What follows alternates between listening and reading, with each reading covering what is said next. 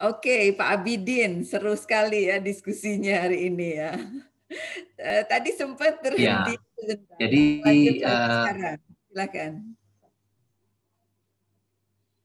baik, terima kasih. Tadi kita sempat terputus, Ya. ketika itu saya, Prof. Dedi sedang hangat berbicara memperbandingkan antara Indonesia dengan negara tetangga Malaysia yang secara kultural serupa, begitu ya, masyarakat dan budayanya serupa, tetapi mengapa dalam hal kesehatan lah, misalnya ya, satu hal dulu itu ada perbedaan yang sangat ya Iya. antara kita dan mereka. Ada apa gitu ya. Iya. Kalau Prof. Dedi tadi mengatakan mungkin karena Indonesia itu luas ya, tapi masih banyak juga negara lain yang tidak kalah luas dari kita ya. Ada Brazil, ada Rusia, ada Cina ya, Iya. yang kelihatan progres mereka di bidang kesehatan, kelihatan di daftar Human Development Index-nya itu terus membaik, sementara kita itu terus menurun, kan begitu. Iya. Tentu ada apa, gitu, ada apa. Apa Jika kita praduganya, Pak? ya, Apa praduganya? benar. Bagaimana? Apa praduganya? Ya, artinya begini, yang jadi masalah itu adalah setiap program itu tidak terkoreksi sampai kepada outcome dan benefitnya. Oke. Orientasi kita itu masih sebatas zona integritas. Artinya sampai kepada output, bahwa uang yang digunakan telah dipakai dan telah dipertanggungjawabkan dengan baik. Tapi seperti apa kinerjanya? Tidak ada satu lembaga pun di Republik ini yang mengukur cita-cita yang dijanjikan oleh setiap lembaga yang minta uang, bahwa dia harusnya menunjukkan apa dari hasil pekerjaan. Ya. Intinya Jadi dan audit, ya dikerjakan ya Pak Abidin. Yang penting iya, dikerjakan. benar. Ditetapkan sebagai rencana, dikerjakan. Ini hasilnya, Ya. that's it. Apakah kualitas kinerjanya itu tidak diukur ya? Itu dia. Contohnya, stunting misalnya. Mengapa stunting yang tidak pernah ada menjadi ada? Ya kan? Berarti pendekatan program, penggunaan anggaran, penetapan prioritas itu tidak membaca perubahan-perubahan yang ada di masyarakat. Artinya apa? Yang kita kerjakan itu linear dan rutinis. Itu terus, itu terus, hanya anggarannya ditambah. Padahal dalam apa namanya? Dalam fungsi program, bahwa jika salah perencanaan atau mismanagement, sebesar apapun anggaran dicurahkan itu tidak berpengaruh terhadap perbaikan. Jadi kebijakan itu yang mesti diubah, bukan anggarannya yang ditambah. Jadi kalau pola kita itu kan anggaran, dan merasa bangga kalau anggaran kementerian ini meningkat gitu, itu bangga gitu. Padahal itu kan nilai uangnya kan ada, namanya outcome, benefit, ya kan? Yang harus dia buktikan gitu. Bagaimana bisa? Gitu. Satu contoh misalnya, saya nggak apa-apa kalau membuka rahasia tempat saya bekerja dulu. Saya dulu di Inspektorat Jenderal, ketika saya menjadi SES, saya cek apa cita-cita daripada lembaga ini. Oh, 70% lembaga pengguna uang akuntabel. 70%. Saya lihat seperti apa cara mencapai 70%. Saya hitung. Ternyata saya menemukan ada kemustahilan untuk mendapatkan angka itu. Apa? Ternyata jumlah auditor di kementerian itu 132 orang. Jumlah lembaga pengguna uang itu 618 pemegang uang. Gitu kan? Kalau mau mencapai 70%, berarti dari 614 itu harus sudah bisa diperiksa setidak-tidaknya 500 diperiksa, dan 400 diantaranya clear and clean. Baru dia 400 per 600 kali 100% sudah di atas 70%. Kan begitu? Tapi pertanyaannya, bagaimana bisa memeriksa sampai 500 dan menghasilkan 400 yang terbaik? Kalau auditornya cuma 132 dan setiap orang bekerja 16 hari kerja pengawasan dalam 1 bulan. Berarti dalam 1 bulan dia hanya sanggup memeriksa 1 objek. 1 objek itu diperiksa oleh beberapa orang. Nah, misalnya 5 orang. 132 bagi 5 berarti kira-kira 25. Berarti hanya 25 objek dalam 1 bulan yang bisa diperiksa. Dalam 10 bulan hanya 250. Saya katakan begitu. Bagaimana kalian dulu menetapkan kriteria 70% akuntabel, sementara fakta kemampuan memeriksa cuma 20%. Baru mereka kaget semua.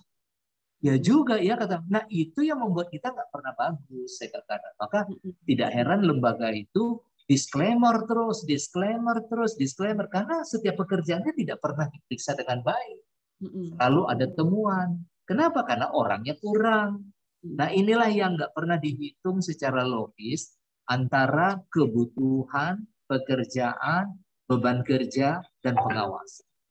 Pengawasan ini kita yang lemah sampai hari ini. Nah itu salah satu yang mungkin perlu kita perkuat karena fungsi sosial masyarakat itu kan melakukan fungsi pengawasan, ya kan? Kita punya hak mengawasi karena uang pajak yang digunakan itu berasal dari masyarakat.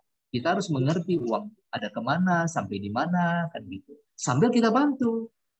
Pak Abidin pernah menyebut tentang kekuatan perubahan ada pada publik. Artinya, ya. Seperti apa tuh publik perlu berkontribusi dan bagaimana publik mengkomunikasikan kepada pemerintah atau penguasa tentang apa saran-saran strategisnya. Kalau kekuatan benar ada di publik, artinya tidak hanya isu COVID ya, tetapi bagaimana tentang isu kesehatan itu. Berarti kan saya setuju ya tentang kekuatan ada di publik. Jadi yang menjaga negara Indonesia kan tidak hanya yang sedang mendapat amanah mengerjakan, tetapi kita semua karena ini negara kita. Nah, gimana tuh cara rasionalnya? Ya. Jadi kekuatan kita ada pada masyarakat. Itu bukan berarti bahwa masyarakat itu dipandang sebagai sumber daya semata, tapi ada hal lain yang lebih penting daripada sekedar sumber daya, yaitu sumber informasi. Itu sumber informasi. Ya, kita selamat gabung kembali, Prof. Dedi. Halo, Prof. Selamat gabung kembali. Ini pertanyaan Bu Mona barusan. Sejauh mana itu masyarakat dianggap memiliki kemampuan untuk ikut di dalam pembangunan kesehatan. Jadi tadi istilahnya masyarakat itu adalah memiliki kekuatan pembangunan ada pada masyarakat. Maka jawaban saya dan bagaimana mengkomunikasikannya Pak Abidin? Jadi begini, negara punya modalitas. Modalitasnya apa? Sumber daya manusia yang terlatih. Itu dulu satu. Yang kedua, dia punya sumber daya finansial yang membuat orang bisa bergerak menjangkau sesuatu, ya kan? Tapi apa yang dia tidak punya? Yang tidak dia punya adalah informasi. Informasi yang terkumpul pada dia adalah informasi yang diperoleh dengan cara sampling. Sampling itu hanya tren, membaca sesuatu untuk membantu kita, mengarahkan kita mengenal masalah. Tetapi masalahnya kan belum dapat. Baru memperkenalkan masalah. Masalahnya apa? Masalahnya itu ada pada bibir, mulut masyarakat. Nah, itulah informasi itu yang perlu digali. Itulah yang saya sebut dengan kekuatan. Kita tidak bisa berbuat apapun kepada masyarakat kalau dia belum mengucapkan apa yang menjadi masalah bagi dia. Contoh, mengapa masih bermasalah kita dengan hampir 35% masyarakat kita itu belum punya air bersih.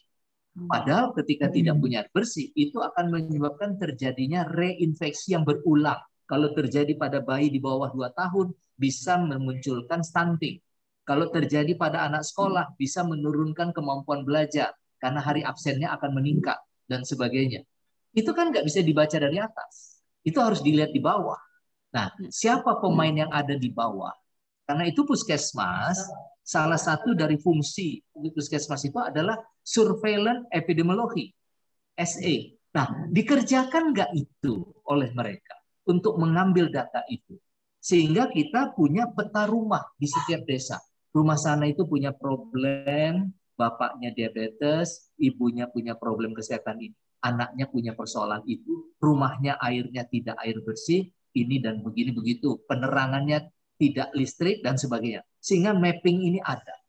Berdasarkan itu dia punya yang namanya, nah kita dulu Prof. Dedi, Bu Mona, di zaman saya masih jadi dokter puskesmas itu, masih menemukan sisa kerjasama kita dengan JICA, sisa kerjasama kita dengan FAO, kerjasama kita dengan UNICEF, kerjasama kita dengan banyak lembaga-lembaga dunia.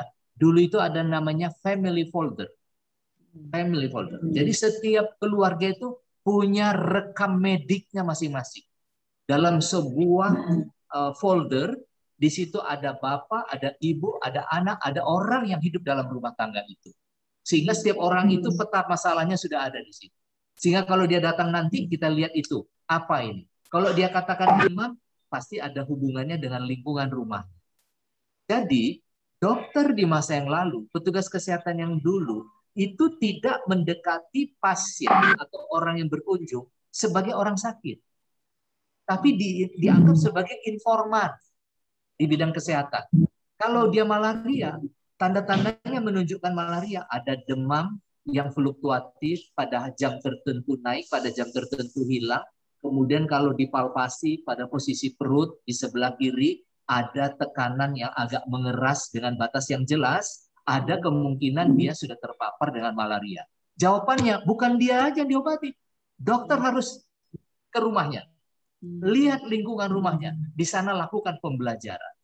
Nah, selesaikan satu rumah tangga itu, sampai akhir zaman mereka akan cerdas terhadap kesehatan. Sekarang, nah ini sekarang Prof, gara-gara ada BPJS, ya kan, pasien sakit itu jadi rame. Orang tidak jaga kesehatan karena merasa kesehatan dijaga oleh BPJS. Kalau sakit tinggal datang berobat. Akibatnya apa? Yang sakit memang diobati, tapi tidak terdidik karena tidak ada promosi kesehatannya. Terus yang tidak sakit tidak pernah dikunjungi. Kenapa? Karena dokter dan perawatnya mulai dari jam 6 pagi sampai jam 6 sore menangani orang sakit di puskesmas. Padahal yang di dalam ilmu yang pernah saya pelajari yang namanya manajemen puskesmas, itu puskesmas itu dokternya itu hanya 15% waktunya di dalam gedung puskesmas. 85% harus di luar gedung. 85. Nah, yang keluar gedung itu dia berkunjung ke seluruh wilayah. Tanggung jawab dia untuk melihat secara langsung apa yang terjadi di masyarakat. Nah, itu yang terjadi. Sekarang tidak. Pandemi COVID sekarang terjadi. Pernah kita melihat ada petugas puskesmas berkunjung dari rumah ke rumah atau menggunakan speaker, menggunakan halo-halo puskesmas keliling untuk mengingatkan masyarakat tentang ABC, tentang orang jualan di pinggir jalan. Tidak. Di mana ini semua? Jadi sebenarnya mindset-nya saja sudah tidak pada tempat. Maka salah hari ini menyerahkan kesehatan kepada lembaga kesehatan. Barangkali begitu kalau bahasa kasarnya. Saya orang kesehatan. Iya. Betul itulah yang terjadi. Salah. Itu, Prof. Ya. Ini pendekatan Pak Abidin ini sangat modern dan sangat humanistik ya. Dan itu yang sebetulnya yang ada di dalam buku kami. Dalam buku kami itu ada 3 model ya. Model yang paternalistik, yang top down itu model lama, yang menganggap pasien itu sebagai objek sasaran yang sakit gitu kan. Dan langsung loncat ke yang 3 tuh yang lebih bersifat dialogis. Saya rasa Pak Abidin ini menganut model itu, justru model yang bersifat dialogis, yang menganggap pasien itu sebagai apa ya, sebagai mitra setara gitu ya. Jadi harus dilihat secara holistik, bukan sebagai individu, tapi bagaimana cara hidupnya, kulturnya, keadaan di rumahnya. Ya, karena memang keadaan sakit, kami menganggapnya itu sebagai keadaan sakit, bukan penyakit, sebagai illness, sebagai disease, karena ada faktor-faktor lain yang membuat orang itu kenapa sakit gitu kan, seperti yang Pak Abidin uraikan. Saya rasa saya kira pendekatan yang tampaknya lebih tepat. Saya rasa Pak Abidin mestinya yang harus menjadi Menteri Kesehatan nih ke depan. Karena saya itu, tahu ini masalahnya kan masalah politik ya, jadi ya itulah yang di atas ada ya. yang lain ceritanya itu kan. Nah, jadi makanya Prof, barangkali Ya. Mudah-mudahan lah kami doakan lah, setuju kalau Pak Bidin jadi masuk bursa. Dan kelihatan masih fit, masih segar ya, masih dibutuhkan oleh negara ini. Kami doakan mudah-mudahan. Itu karena banyak hutang di mana-mana, hutang pengabdian, kebayang itu orang yang di sana, kebayang di sana seperti apa, kebayang. Mereka itu menunggu sebenarnya, menunggu apa yang bisa kita lakukan pada saat yang seperti ini sekarang. Ya banyak deh ya, ada program misalnya apa namanya pemasangan KB pasca persalinan, jebol hanya di bawah 10% orang yang bersalin di rumah sakit dan puskesmas itu pulangnya sudah aman, nyaman, sudah dalam keadaan terkontrasepsi sehingga dia safe untuk 2 tahun melakukan fungsi pemberian ASI dan menyempurnakan 1000 hari pertama hidup. Tidak. 3 bulan yang akan datang sudah datang lagi dia ngaku hamil. Kan repot. Terus kapan hak anak ini dipenuhi? Hak anak ini kapan? Jadi problem kita, Prof, sepertinya juga harus kita cek ini di semua sekolah. Apakah kesehatan masih dibicarakan di sekolah? Padahal saat yang paling tepat memperkenalkan kesehatan itu di sekolah. Dulu ada UKS, ada dokter kecil. Diperlombakan secara lokal sampai regional dan nasional. Sekarang apa kabarnya? Jadi banyak yang sudah dibuang, nggak tahu ngurusin yang mana. Ya, anak-anak beruntung lumayan ya, karena orang tuanya berkemampuan, sekolahnya di luar negeri, nggak pernah ketemu kuman penyakit menular, sampai dia besar, jangan-jangan juga nggak pernah ketemu penyakit, karena menjaga kesehatan, datang ke gym, makan yang sehat, gitu ya. Tapi dia nggak tahu, ada fungsi sosial yang lain, ya, bahwa orang lain juga harusnya ikut sehat. Nah, ini apa yang bisa kita lakukan? Iya, ini pertanyaan saya terakhir di tampaknya nih. Kalau gitu solusinya gimana nih ya? Dari mana kita harus mulai, Pak Abidin? Bagaimana? Tampaknya problemnya begitu besar dan banyak, tapi untuk memulainya seperti apa ya? Tampaknya memang harus ada semacam cetak biru gitu ya, yang bisa kita gunakan sebagai rujukan. Tapi gimana caranya? Kalau menurut Pak Abidin gimana? Mulainya dari mana nih kita? Sebenarnya tidak ada yang harus kita buat lagi. Yang perlu adalah kita ingatkan dan dipastikan berjalan. Kemarin saya 2 kali diminta orasi ilmiah ulang tahun Dies Natalis FK USU. Kemudian diminta memberikan kuliah umum di Universitas Pertahanan. Jadi Universitas Pertahanan itu dia punya sekarang program studi baru, Prof. Namanya Fakultas Kedokteran Militer. Jadi dia sudah orientasi mengatasi perang, bioteknologi, begitu kan? Ini udah seperti itu.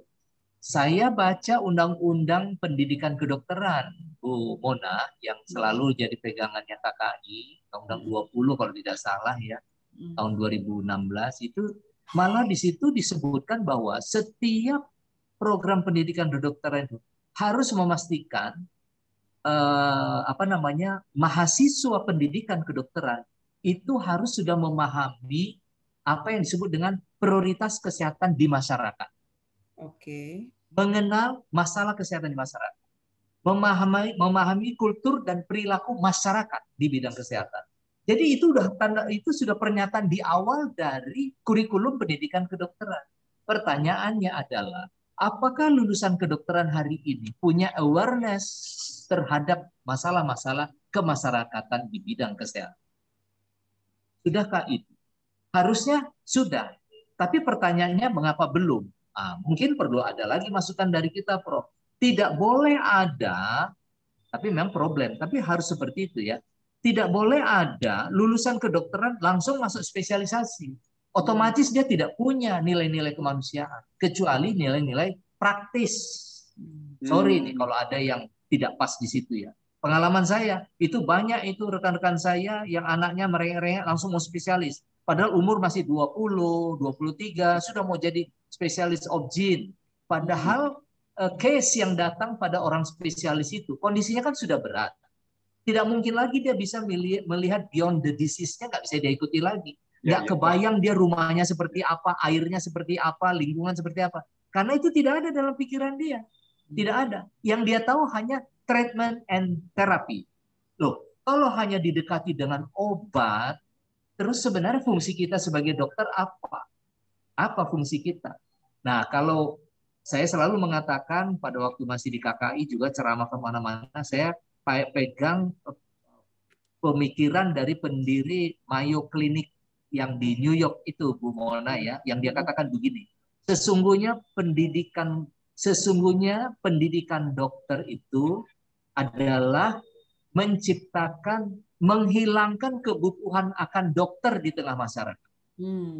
Jadi paradigma sehat. Asistensi dokter pada dasarnya adalah menghilangkan kebutuhan dokter di masyarakat. Ini kan terbalik, ketergantungan orang pada dokter yang muncul. Iya kan? Kan komitmen kita begitu. Paradoks ya. Iya kan? Iya. Paradoks. Coba sekarang Prof, kalau ada dosen agama, kan bukan dia si mahasiswa itu ya harus sudah mandiri dengan keilmuannya. Di bidang sosial sudah mandiri gitu. Membuat orang terbebas dari sesuatu yang tidak tahu.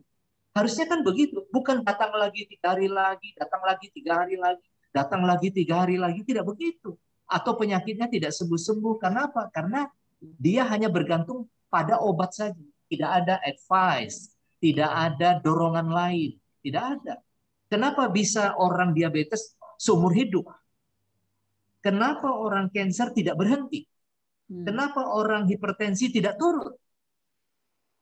Terus sekolah dia sekolah apa kalau tidak bisa melakukan itu? Dan kalau hanya untuk obat, untuk apa? Besok akan diganti dengan teknologi 4.0. Digambarkan ada tangan medik yang bisa membaca semua masalah kesehatan. Cukup dengan pegangan tangan begini, Prof. Bu Mona ya. Ini tangan elektrik saya ini, tangan robotik saya ini, yang saya sarungkan dengan robotik ini, sudah bisa membaca dengan cepat tensi berapa, gula berapa, kolesterol berapa, punya penyakit apa, asam uratnya berapa, tanda-tanda sakitnya apa, sudah berapa lama bisa dideteksi. Masuk di akal enggak? Masuk. Pertanyaannya tinggal kemudian ini kalau tinggal saya pencet prognosanya seperti apa. Kalau saya kasih obat ini apa yang terjadi? Kalau ini apa? Coba cerdasnya masa depan. Pertanyaannya, masih perlu nggak dokter kalau orientasinya hanya begitu? Jadi kita itu akan dikunjungi kalau advice-nya itu bukan karena obatnya.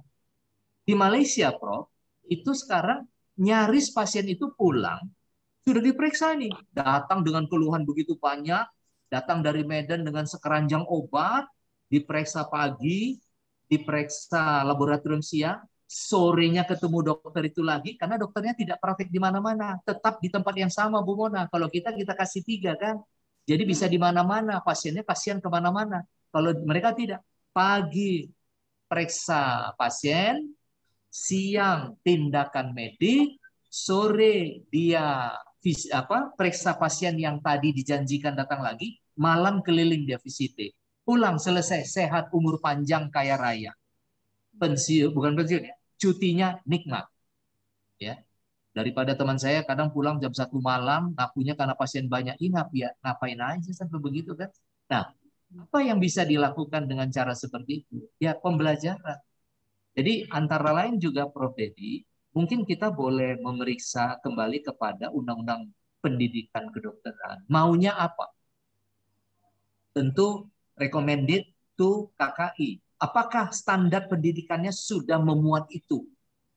Apakah uji kompetensinya mempertanyakan itu? Jangan yang klinis terus. Misalnya, jangan. Harusnya yang humanis dulu. Karena tugas pertama dia sebagai dokter itu adalah mengenal manusia. Pelajaran ilmu penyakit sudah selesai. Sampai tahun ke-6 dia pendidikan Hoskapnya 2 tahun sudah cukup. Tentang penyakit sudah. Tentang menggunakan pengetahuan kepada masyarakat belum. Nah ini seperti apa? Karena itu harus ada masa interval seorang lulusan dokter gigi itu sebelum spesialisasi, ada pengabdian. Terserah dia mau di mana. Konsep yang kemarin sudah bagus. Dia boleh PTT di kemana saja. Mau ke swasta boleh, mau ke negara boleh, ke Pemda boleh. Pokoknya pulang dia tunjukkan bukti telah 3 tahun ditandatangani oleh kepala dinas tempat. Itu menjadi alat bukti untuk menilai dia nanti dalam ujian memasuki dunia pendidikan spesialistik. Nah, seperti itu. Nah, yang kedua, kita juga perlu datang, Prof, kasih masukan kepada FKM. FKM itu di mana? Dia adalah kekuatan kedua di puskesmas. Pertanyaan, ada nggak dia di puskesmas? Berbuatkah mereka di sana? Jangan-jangan dianggap sebagai warga negara kelas 3 dia di situ. Tidak dianggap. Padahal dia bisa melakukan fungsi surveillance epidemiologi, promosi kesehatan, pemberdayaan masyarakat, PHBS. Itu bisa dia lakukan. Tapi mengapa itu tidak terjadi? Jadi di puskesmas itu, Prof, Bu Ona ya, dikenal 6 program pokok dan program pengembangan. Kalau zaman dulu ada 12 basic medicine, service medicine. Sekarang 6 plus. Plusnya itu nanti tergantung kepada problem di mana-mana. Yang 6 ini adalah pengobatan, gizi, kesehatan ibu, kesehatan anak, imunisasi, dan promosi kesehatan. Kita lihat dari atas. Untuk pelayanan kesehatan, ada dokter, ada perawat. Untuk kesehatan ibu anak, ada bidan. Untuk imunisasi, ada juru imunisasi. Untuk gizi, ada sarjana gizi. Untuk promosi, padahal ini induk dari perubahan perilaku, tidak ada petugasnya. Tidak ada pelakunya. Kenapa sampai hari ini tidak ada orang yang memikirkan itu? Tidak ada. Sekolah promosi kesehatan tidak ada. Dulu saya membuat kurikulum promosi kesehatan D3, saya minta kepada Badan PPSDM untuk dipelajari. Apa jawaban mereka? Pak, ini nggak bisa kita selenggarakan karena sepertinya tidak ada nilai ekonominya.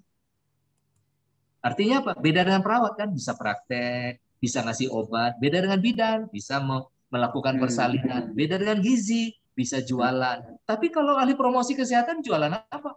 Kan cuma jualan ngomong. Tapi gara-gara itu tidak ada sekolahnya. Terus di mana ini tanggung jawabnya? Sekarang yang terjadi ini dia. Produk dari tidak adanya promosi kesehatan menyebabkan masalah kesehatan luar biasa di Indonesia. This is nice. Promosi ternyata ya kuncinya ya, di antaranya salah satu kunci pentingnya. Sangat menarik. Orang belum sakit harus tetap dalam keadaan sehat. Iya, jadi itu namanya kalau kita sebut di dalam buku ini adalah paradigma sehat ya, Pak Abidin, Prof. Dedi. Paradigma sehat. Jadi dokter itu perannya adalah lebih kepada promotif and preventif, bukan kuratif dan rehabilitatif.